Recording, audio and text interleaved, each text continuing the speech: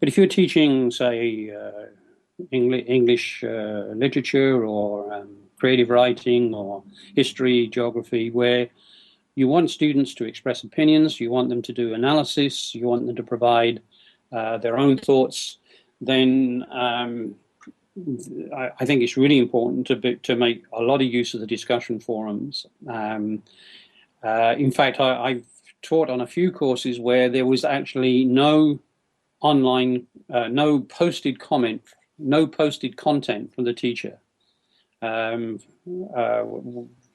of the most successful courses when I was teaching at UBC was a women's studies course where it was based on 5 novels, women, different experience of women in different countries and so on.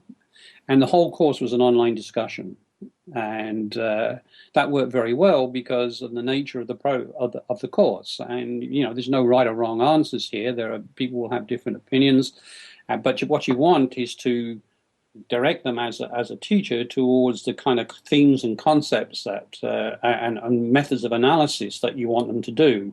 And, you know, in this kind of constructivist way, the students work their way to those themes and concepts without the teacher sort of directly, didactically telling them what those themes and concepts were. And sometimes the students will come up with interesting themes and concepts that the instructor hadn't thought of. So in that kind of course, it's nearly all discussion. Many of our math and physics courses online are almost entirely content and hardly any discussion, content and tests and hardly any discussion. And that's the nature of the subject and the way the teacher wants to teach the subject matter.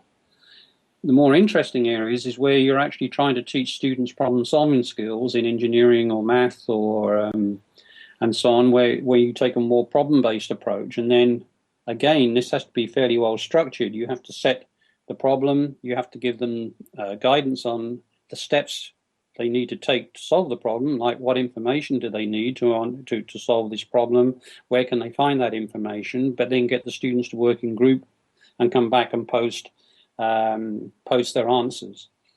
I like students working in groups offline very much because it gets them, it's something they're used to doing. This is what they do with social networking. They work very easily with the tools usually on, you know, as a group, and then get them to post their